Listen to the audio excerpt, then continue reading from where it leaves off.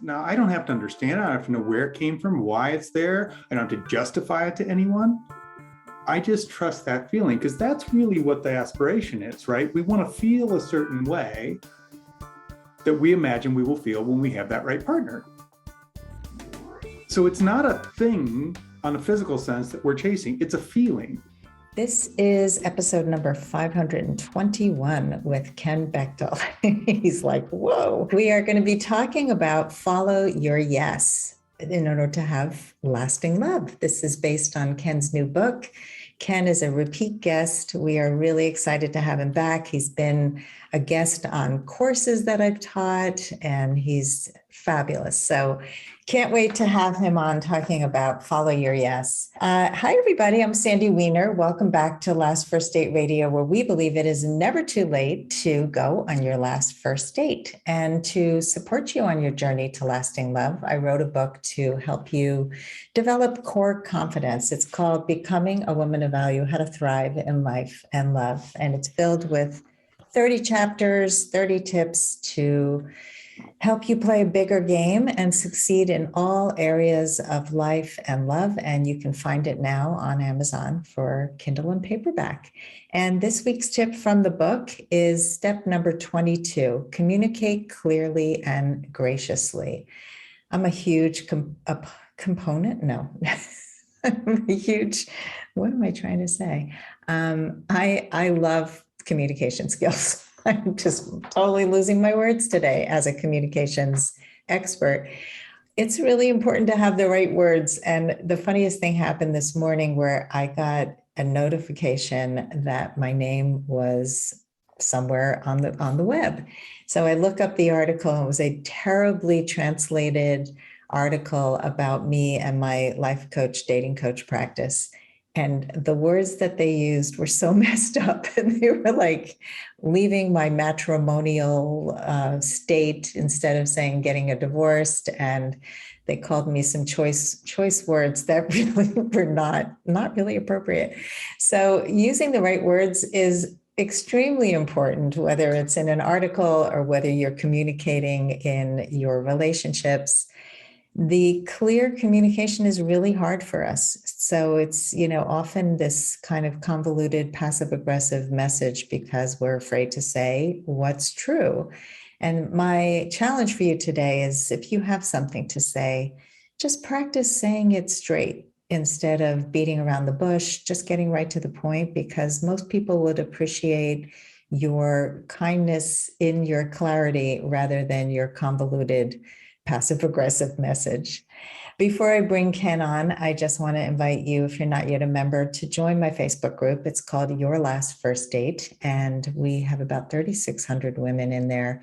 And to keep this group safe and sane, I have 7 amazing monitors who monitor the group every single day. It is a positive group to help you grow on your journey to lasting love. So join us at Your Last First Date.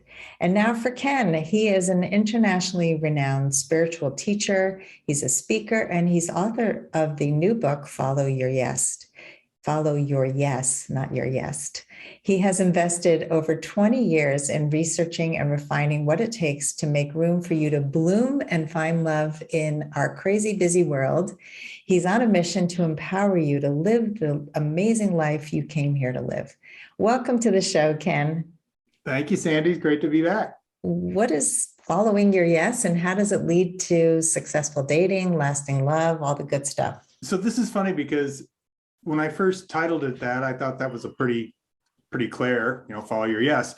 What I've found is most people think when you talk about your yes, they're talking about your life purpose. Oh, this is this reason I get out of bed in the morning. This is the thing that drives me, this thing that matters. This has nothing to do with that. It's actually about, and this is why the yes is capitalized, it's about your inner guidance. It's paying attention to that knowingness that we all have, but most of us have been trained to not pay any attention to. Instead, we'd rather go, get advice from other people and give up our inner authority. And so following your yes is learning how to reconnect with that. Because most of the times when we go, I don't know, it just feels right, I'm going to do this, we're thrilled with the outcome.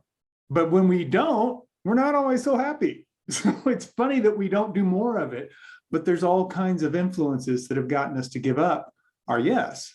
And instead, we're either doing things that have nothing to do with us, that aren't really us, what I call your no's, or you're chasing maybes, which means you're trying to take things that aren't really a yes and make them into one, even though they're not.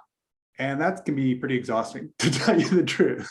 So yeah, that's one of the biggest components. And when it comes to dating, this plays out big time, because this is one of those things where we're going for what we think we're supposed to. Society said this. It could even be I had a woman, I'll never forget this. We were on the phone and she's telling me she needs help with relationships and finding the right guy, et cetera, et cetera. And we're going through this conversation. And I said, do you even want to be in a relationship? And she goes, I don't think I do. I'm learning through our conversation that this has been other people's dreams. And yet I've been chasing it for 25 years. I've made it like I'm not successful until I meet this person, but there isn't a missing piece for me. There actually isn't a gap. I'm not desiring that. I'm being told I'm supposed to desire it. And you could just hear all this relief flow through her. And she's like, I don't have to keep chasing this thing, because that happens too, right? We're chasing this unicorn that we don't even care about. So that's part of it. So again, following your yes is just being true to who you are from the inside out, instead of going, oh, here's what I think I need to be so I can be accepted for who I am inside. Love that. I think a big part of any kind of good therapy or coaching is teaching people how to trust themselves, because everybody comes in going, just tell me what to do. Yeah. And I got a beautiful call this morning from a longtime client. She hired me many years ago and has come back for some refreshers over the years. And she had written me an email saying, I found love in the most amazing way that I never could have even dreamed of. It started maybe last December, where she traveled to Europe and met this guy, but he was in a relationship. She continued to be in touch with him, but she felt this incredible connection, but it wasn't a possibility. And she just traveled back to Europe and they got together, and she had her heart very guarded. But it turned out that he saw the possibility of the two of them and decided that he had to end the relationship he was in. He felt like it wasn't working for him. And the connection they have is incredible, and they're figuring out how to move forward. And it would seem unlikely, right? This is where conventional wisdom would say, don't be in touch with this person. He's already involved with somebody. Mm-hmm. He lives far away in another country, a plane ride away. How is this ever going to work? But she trusted her yes. And she just felt this connection that was almost otherworldly. And this has happened a few times with clients of mine, where person was still living with their spouse, kind of separated, but not fully done with the marriage, and dated other people, and then came back to this person because they felt that spark. And now they're in the most incredible relationship. The other relationship is over. So there's so many ways that we can let the rules or the other societal pressure or whatever it is get in the way. And so I love that you're helping people point back to follow your yes, not somebody else's idea of what you should be doing. Thank you. Yeah. And what you just shared is actually a great example of two things. One, in the moment when she first met this person, he wasn't available. So instead of trying to force it or deny it, she went, oh, he's not my yes right now, but there's something to pay attention to. I'm still open. I'm still open to possibility. I'm not shutting it off. But then she just went on about her life, living whatever her yeses were then. And when it opened up again and it was actually yes, because that's the thing about a yes, you have your yes right now. It's the things that aren't right now that we try and make into that, or say, well, it's not now, so it'll never be. And then we shut ourselves off. It's like, well, I don't know, there's still an interest. So if it shows up and it comes back around and it's a yes and it's possible and all those things are there. I actually share a story in my book about this with a woman very similar. She met this guy. He wasn't quite totally out of the relationship he'd been in for 7 years. And her yes was just don't even go visit him. Just let it be there. And it took like months for that to happen. And he eventually was able to, totally remove himself from that. And they got together and been married ever since. But she's like, I am so glad I didn't go until then, even though I wanted to. And everybody was like, oh, just go. You want to be there. But she's like, nope, no matter what, we want this to be clean. So it's a yes for both of us. It's possible for us both to be fully engaged. But just because somebody's not available in the moment doesn't mean they never will be. Now, it doesn't mean you sit there and wait for them. It means you live your life. Right. In the meantime. Right. And you have to know your standards. You have to know Absolutely. how you operate best, which is your yes. So doing the work is critical, and even this morning, this woman was saying, I probably wouldn't have recognized him years ago. So that's a big part of doing the work is you are who you are right now, and you meet who's right for you by being ready for that person, and there's just so many other parts to this, but let's talk about eliminating competition for love. And you talk about there's an easy way to do that. Can you explain that? Yeah, and it's actually a side effect of following your yes, because if you're following your yes and you're being true to yourself and you're expressing yourself in those ways that really resonate in your heart, I'm not talking about intellectually. Your yes has nothing to do with your brain. It's about your heart. It's about your feeling. It's actually a feeling of yes. So if you're operating from that place, maybe it's how you express yourself or the lifestyle you're living or what you're doing with your spare time. It can be all kinds of things. What happens is you're being uniquely you. Then there's nobody else can be a better version of you than you. But what happens is we're trying to be other people. Well, then we just created competition. Our version of them or them. And we'll never be better than the original. So it's like, oh, if I just don't worry about what else is going on, sure, maybe my friend went and did this and they had a great result, and so I want that result. No, that's their result. You want the feeling that you believe transpired from her experience. Now, your path to that feeling is going to be your path. This is why so many people try and replicate what somebody else does, right? Oh, well, they did this and, they lost 10 pounds and they found this great guy. Maybe I just need to lose 10 pounds and I'll find a great guy. Well, no, because for them, that resonated for them. They were excited to lose 10 pounds. You're not. You're feeling judged by the idea that you have to lose 10 pounds. Well, then that's not going to lead to the same outcome. You've got to follow your path to that yes. And again, when we do that, there's no competition. If you think about it like cover bands, right? Almost every musician in the world starts out by playing other people's music until they develop their skills enough to do their own. So they're playing other people's music. Now, do they play it better than the original? No. Now, you might like their variation, but you're not going to go, oh my God, they're better than the Beatles. Because what would you be saying? They play that as well or better than the Beatles did. The Beatles are still on top. So we can never be better than that other original, but we can be our own expression. So the artists that we remember are the ones who came out with their own music. And now you like their music. But it's funny because like the Beatles is actually kind of a good example, because back in the day of the Beatles starting out, there was the Beatles and the Rolling Stones. And they kept getting compared because they were these young bands that were boys that the girls were screaming about, but they were like placed as polar opposites. The Rolling Stones were the bad boys and the Beatles were everybody's favorite. And it was so funny because they didn't sit there and one of them go, oh, guess we got to be like them. And there were groups like that. The Monkees, if you remember, the Monkees were made to be an American version of the Beatles. Well, how far did they get? They had some success, but it wasn't the same. I mean, if you look at them, guess what? They have the same haircuts. Mm-hmm. They did everything the same. They did goofy little skits. I mean, the whole thing. They were just trying to milk that. But those individuals that were part of that were very talented musicians, never went on to a musical career because they'd never brought their own to the table. So this is how we remove competition. Quit trying to be like everybody else and be our own unique expression. That's where you're following your yes in your heart. I had a huge crush on Davy Jones, and I had a picture of him up in my locker, the whole 9 yards. But for anybody who has no idea what I'm talking about, he was one of the Monkees, and he was actually very short. He wasn't. He's a lead singer. He was the lead singer. Yeah. He had the haircut with the bangs. Yeah. And, today many women would not date somebody of his height. And, it's like we have these prescribed ideas about what is ideal Yeah.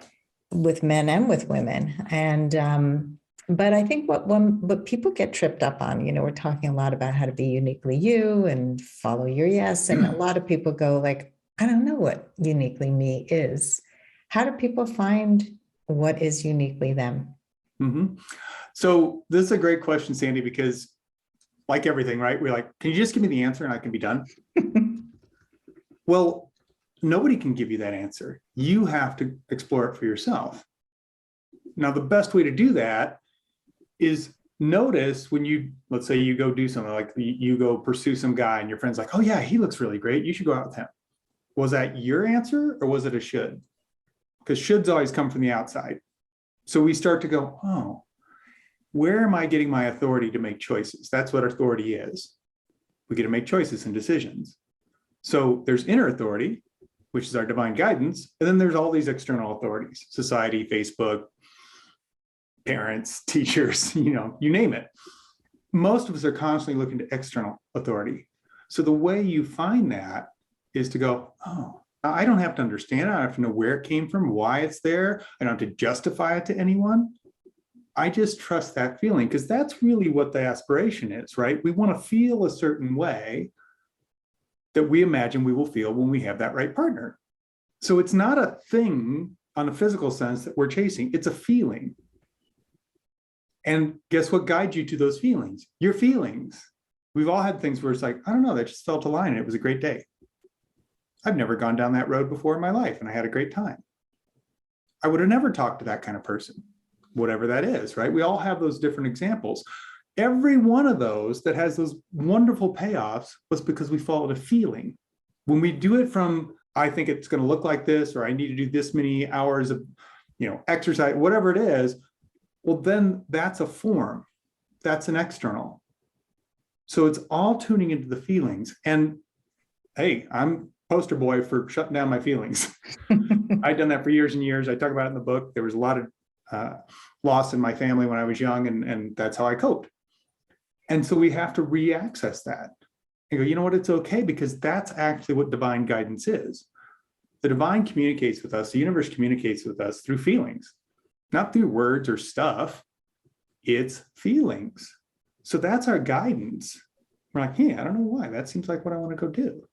And that's literally what I'll ask myself throughout the day all the time. What do I feel like? What feels right? Mm-hmm. Oh. And half the time, like, I can't do that right now. I've got a lot of work to do. Yeah, but it feels right. So then I find a way to make that work. And guess what? I'll come back and the work all lines up when it's ready. But it wasn't ready because I needed to go do that other thing that felt right. Maybe it was take a walk. Maybe it was as simple as go get a glass of water. But when we do that, what happens is everything starts to move again. So it's a practice of tuning into the feelings and trusting that that's okay. Unfortunately, especially for women, culture is, oh, you're too emotional. You're all these feelings. I had somebody who said they were the feelings channel, all feelings all the time. It's like, yeah, it's been dismissed as a bad thing, but it's actually where our truth and our guidance comes from. Let's take a quick break to hear from our sponsors. This episode is brought to you by Amazon Music Unlimited. You can listen to over 70 million songs and thousands of playlists and stations. Plus, you can now stream your favorite podcasts, like Last First Date Radio. You can listen to any song, anytime, anywhere, on any of your devices, your smartphone, your tablet, your PC or Mac, Fire TV, and any Alexa-enabled devices like the Amazon Echo. Get Amazon Music Unlimited for free for 30 days. Just head on over to getamazonmusic.com/lastfirstdate to learn more and claim this offer. Being a feelings machine can be overwhelming, and it's important to know how to process and communicate your feelings. So it's not just being this kind of receiver of feelings or tuned into feelings, because the truth is that if we're really tuned in, we can notice what's rising to the top, like if it's frustration or disappointment or anger and what's under the anger. And knowing how to pull all that apart is a big part of understanding feelings. So I think people who feel everything in a highly sensitive way are often overwhelmed and don't know how to deal with their feelings because it can actually overtake them. So I just wanted to sort of put that out there, and for anybody who's listening who feels that they're that feeling machine and, and that they feel everything so sensitively. There's nothing wrong with being sensitive. It's actually part of your superpower, right? It's who you are. But I think it's also important to learn how to manage what's going on inside you so that you're not just crying all the time or confused about what you're feeling. So I'm curious what you have to say about that. Well, what I'm hearing you talk about is more empathy, being an empath. That's not your feelings. That's you taking on feelings of everything around you. What we're talking about is your internal feelings. Like, oh, there's this guidance. It's another good term for it, right? It's guiding me. This feeling, this emotion is guiding me in a direction. Response to the external is a totally different thing. And yeah, there's definitely skills and tools to learn to be able to manage that, because it doesn't need to overwhelm you. Unfortunately, in our culture, and I've been teaching spirituality for 25 years now, there's this idea that, and it's been adopted on a very broad level, of being an empath is a curse. And you're now this victim of, I can't help it, I'm an empath, I take everything on, oh my gosh, I'm so sensitive. But that's not true.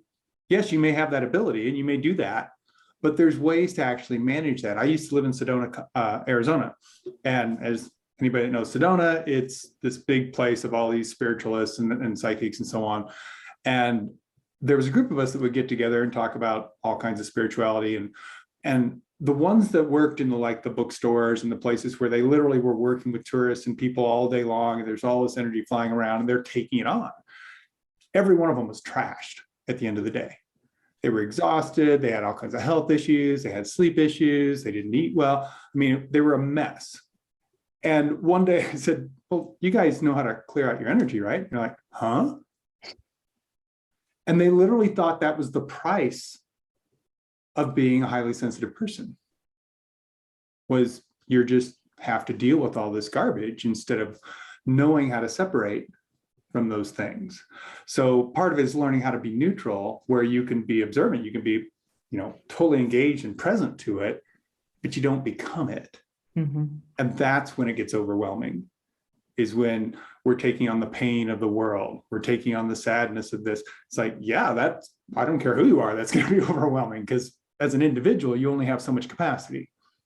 Yeah, absolutely. And so we have to know how we can separate from that. When I became a coach, I used to take on my clients' issues. I didn't know how to separate.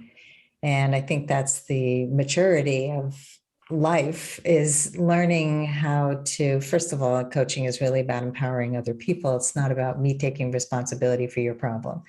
It's about learning skills and the tools to be able to resolve your own issues and not me having to take it home with me. So I had to learn that. That was a big lesson. Yeah. I wanted to go back to what you said about knowing what's feeling aligned, and it's just trusting that feeling.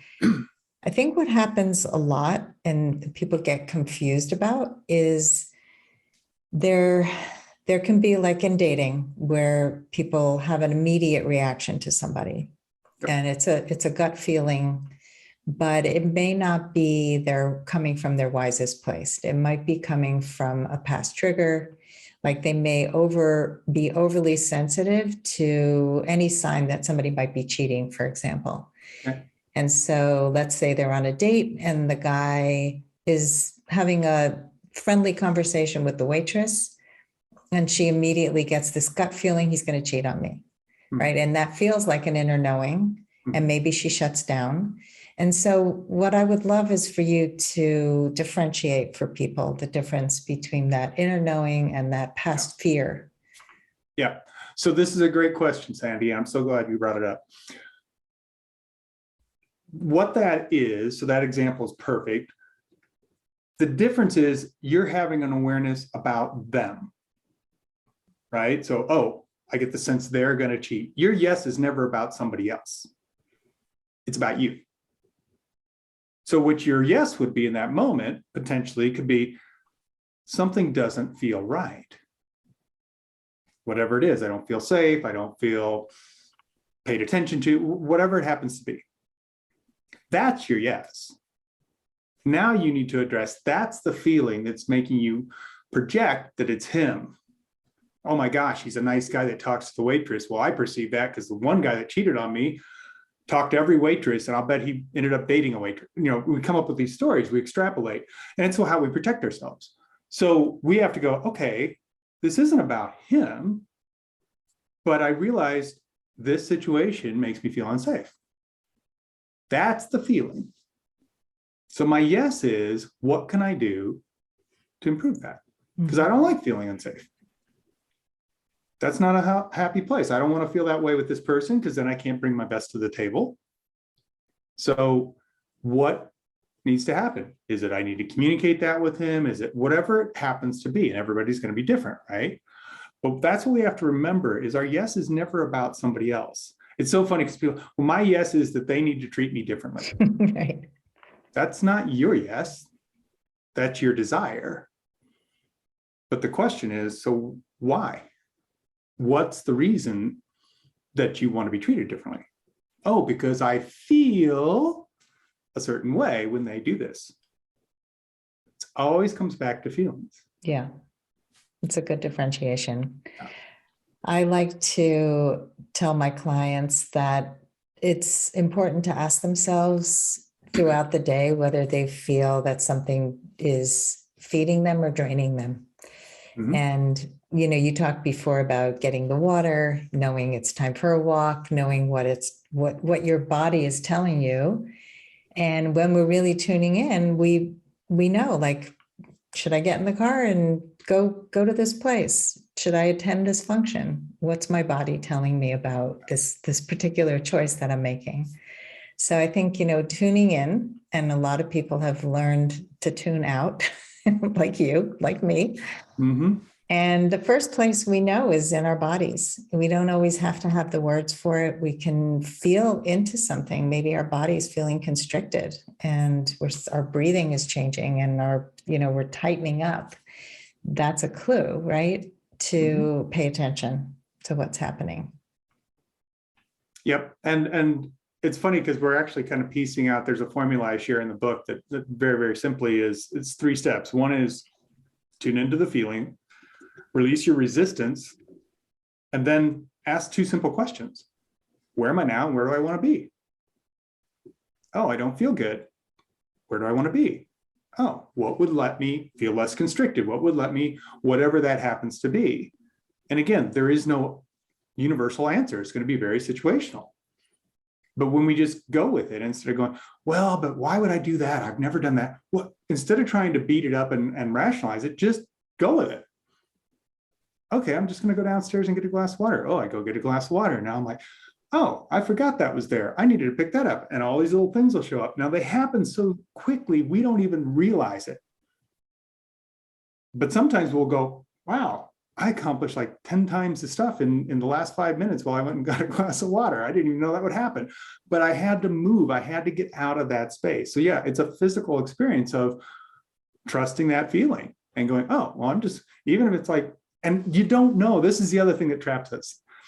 We want to know what the outcome is going to be if I do that. Well, if I go get a glass of water, how's that going to serve me? We don't know. It doesn't matter. Your yes is one at a time. It's like if you're crossing a stream, right? And there's little stones that you're going to hop across. We sit there on the shore and we think, oh, I've got to figure out the entire route so I can get across. But the truth is you step on one stone and suddenly it reveals that the stone you thought you were going to step on is not as safe as you thought. And the one that you weren't ever going to go to is a rock that's really solid. It changes with each and every step. So just take the first one. And I know there's people out there listening going, well, I've watched people and they just know what to do and they walk all the way across. I promise you they didn't. This is why they don't hesitate. They just take the first one and then they take the next one. They're so attuned to doing that. They just go boop, boop, boop, boop. And they're just responding to each one that gets exposed instead of thinking they have to figure it out first. Yeah. Because if you think of everything has to be figured out first, you'll never move. Mm-hmm. And that's what we do. We paralyze ourselves with our intellect instead of trusting our feelings to take a step. Yeah, we want to know the future. I had a friend who used to read the last page of the book before she started the book. And I'm like, I would never do that. I don't want to know the last page of the book. I like having that sense of adventure, but that's a big part, is just kind of trusting that if you take the first step, you'll find the next step. And not having the full staircase stops a lot of people from taking the first step. Exactly. Yeah. And here's the thing I want to share with everyone is, when we remember that this is divine guidance, even though we can't comprehend where this is going to lead us, the divine has got a pretty good perspective on everything. So it sees the big picture. And it's like, I know it makes no sense to you whatsoever, but trust me, you want to go left, turn right. You're like, that's stupid. Why would I do that? Trust me, turn right. It's just like if you think about GPS, right? In our GPS, it gives you all these instructions. And we don't know anything about who calculated this. Why do they know how to get to, someplace I've never been and all I did was put in an address? But we've learned to trust that. But what happens if we don't take a turn? It has to recalculate, because even that can't give you the absolute answer, because you have to actually do every step for it to be valuable, right? Same thing with the divine. Think how many times the divine is having to go recalculating because we're out there not listening. And then it's like, see, even if I gave you all the steps, it won't matter unless you follow them. So the simpler way is just take one step. Know that it's going to give me the next one as soon as I get there. Life is really about going from yes to yes to yes. Instead of, I know all my yeses, and so I'm just going to follow them. Because it's impossible to know them all. Yep. There's too many variables in the world. Totally. So the example I gave before about that woman who met the guy in Europe, and she had a lot of bad date experiences, and she just kept going. A lot of times she took breaks because it was just disappointing and really hard to keep going when she didn't feel her yes. So what do you have to share with people who have gone on a lot of bad dates, and how can they turn them into better experiences? So there's a couple things. One is, so just for the sake of our example of using follow your yes, we're going to call the bad dates no's, right? That was not my yes. Okay, maybe I thought in the moment, or I was forcing it, whatever, but it turned out to be a no. The cool thing about no's is they help you refine your yes. So now you go, that's something I don't like. Now remember, it's not the person, like you were saying about Davy Jones, and he was short and people wouldn't date him. It's like, people go, oh, I don't like tall guys or whatever. It's like, really? Based on what sample group? That's irrelevant. But that's what we do, because we're looking for a reason to make it okay. Oh, well, yep, I've never had a good experience with tall guys. I should just skip that. Or the classic is, they're Zodiac. What am I doing dating a Sag? It's like, that's not a universal thing. So again, what we're doing is we're going, oh, that just refined what I'm looking for. And usually what it'll tell us is we have to be clear about what we're moving towards. Instead of trying to make excuses and just, oh, well, but I can't meet anybody, so maybe I should just go out with them. Stay home. Don't do that. Nobody's excited about somebody going, oh yeah, you were the lowest one on the tree. They don't enjoy that environment, and you aren't going to enjoy it. Because what's going to happen? You're just going to be going, well, it's better than nothing. Maybe I'll get a nice meal out of it. But the whole time you're going to be looking for your out. So when you have bad dates, let them refine what you do want. And you start to learn more and more. Oh, these are important things to me. Now, here's the key. You got to let go of the story that, well, if I ask for that, nobody will like it. See, that's where we get trapped. We've convinced ourselves that the true us, our real expression, what's really important to us, is unlovable.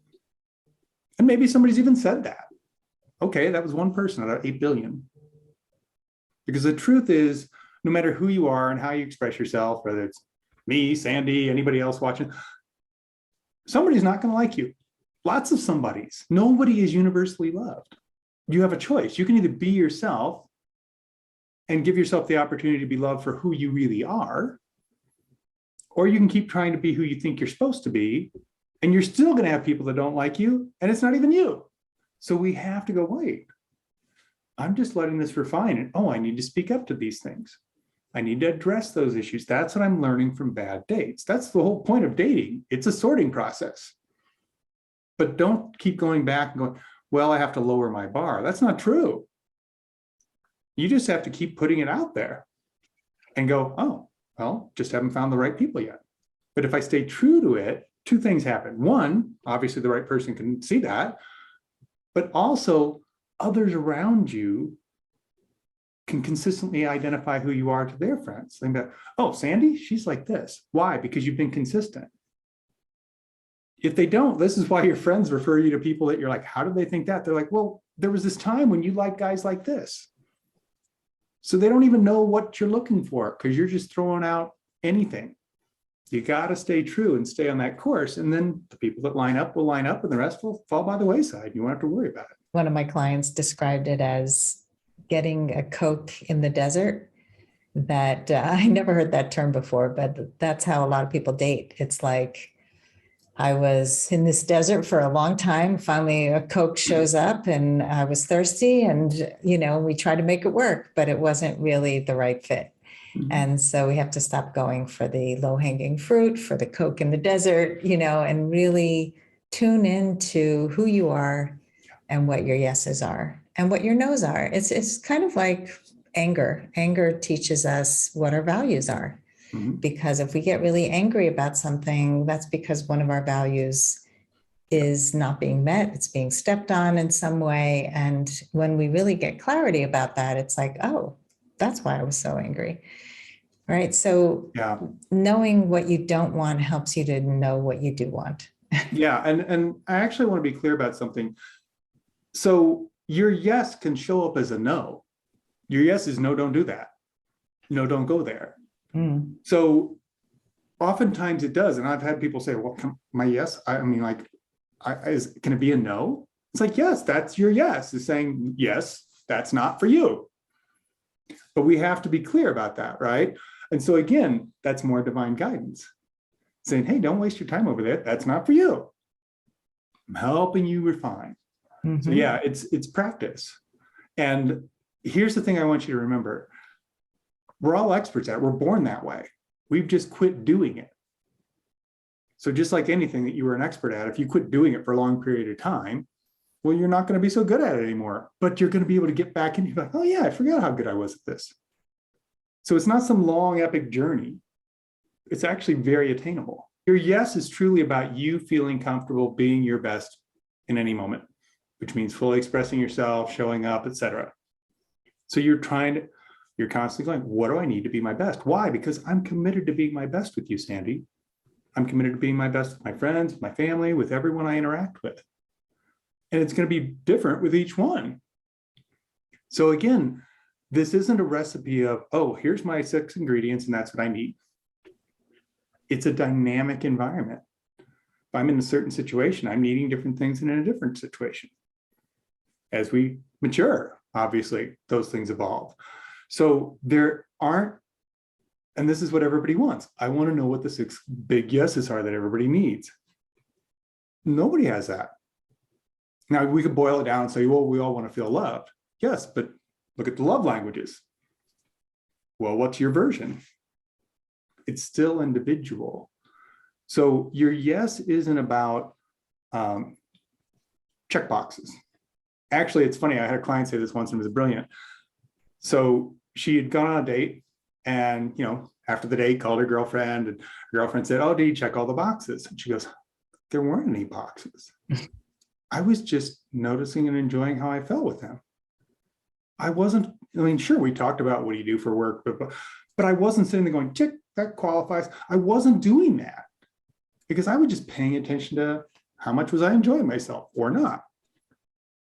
And she goes, that's so weird because it was so fun and so easy. There wasn't some process I was trying to do. There wasn't some calculation I was trying to make. I was just showing up, being my best, letting him know what I needed, et cetera, et cetera. And it was great. And it was such a really interesting comment, right? Because what did her friend ask? Well, do you check all the boxes? Because that's what we do. We want to know what the recipe is. And she went, I didn't even think, it never occurred to me to even identify those things as check boxes, even though she still learned about the person. She went, oh, every one of them, instead of going good or bad, I just was like, oh, that feels interesting. Oh, that feels fun. Oh, whatever it was for her, feelings. So that's the thing about yeses. It's a much more dynamic environment and it's in the moment. Mhm. So I could give you a list today. I'm looking for this, and that can change in 10 minutes. And people are going, oh, I don't want that. I want it to be stable. It is stable. You're just constantly checking in with the stability of your guidance. Your divine guidance is saying, here's what feels right. And if it doesn't, what do I need to do to move in that direction? Maybe I need to let them know something. Maybe I need to get out of the situation. There's all kinds of possibilities. What are your final words of advice for anybody who wants to go on their last first date? Go on your next first date. Ah, Because everybody's waiting to the one that it's going to be my last first date. Well, that's a lot of pressure. Just go on a first date. Go on the next one. Go on the next one. And remember, if it doesn't work out, that helps you refine what you are looking for. It's just like going to restaurants, right? We go to all kinds of restaurants. You may order something similar every time. Maybe you always get some seafood dish. Oh, I'm learning that maybe I don't like salmon as much as I thought. Or if it is, it's got to be prepared a certain way. And you keep getting more and more refined.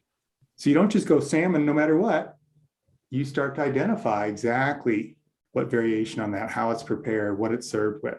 It's the same thing with life. So keep going. The only people who fail are the ones who quit. You got to keep going, keep putting yourself out there. Because guess when most people quit?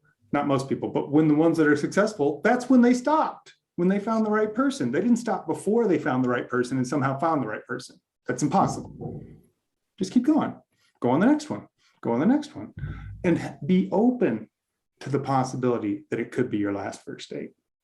If you've already decided before you left the door because, oh, X, Y, and Z doesn't add up, save everybody time and effort and don't go. You got to be open to the possibility. If not, it won't come in. yeah, it's a lot of pressure to think this next one has to be it.